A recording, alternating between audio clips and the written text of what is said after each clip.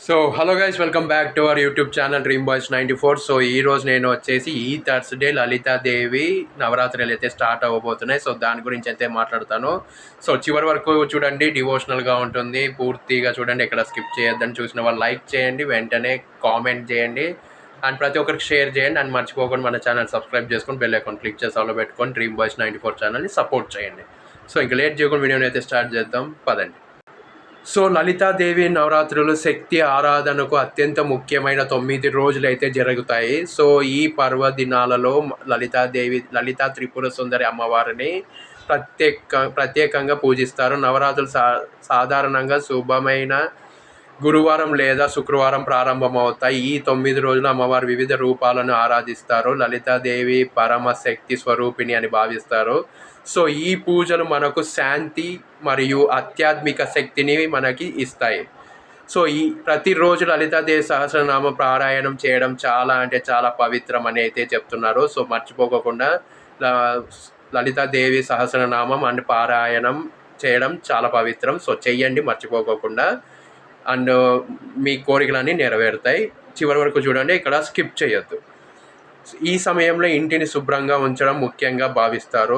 So పూజకు ముందు స్నానం చేసి పవిత్రంగా ఉండాలి. అమ్మవారికి పూలు పండ్లు నైవేద్యం సమర్పిస్తారు. కుంకుమ పసుపు చందనం పూజలో ముఖ్యమైనవి. సో చివరి వరకు చూడండి, అంతా నేను చెప్పినట్టే ఫాలో అవ్వండి, ఖచ్చితంగా మీ కోరికలు అయితే నెరవేరుతాయి. సో ప్రతిరోజు దీపం వెలిగించడం శుభప్రదం. లలితాదేవి కృపతో కుటుంబంలో శాంతి నెలకొంటుంది. ఈ పర్వదినాలలో ఉపవాసం ఉండడం శ్రేయస్కరం. మహిళలు ఈ పూజను ఎంతో భక్తితో చేస్తారు.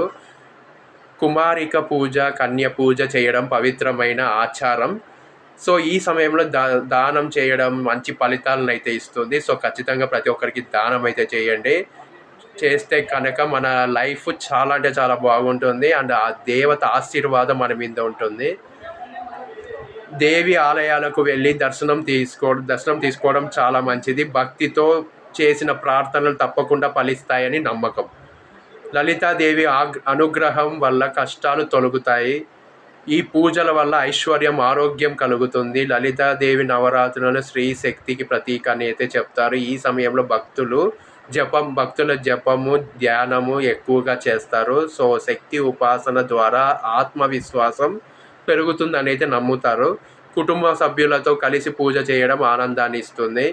ఈ పర్వదినాల్లో మన జీవితానికి కొత్త శక్తిని అయితే ఇస్తుంది. సో ఖచ్చితంగా నేను చెప్పినట్టు ఫాలో అయిపోయి ఈ పూజలు అయితే చేయండి. లైక్ చేయండి, సబ్స్క్రైబ్ చేయండి.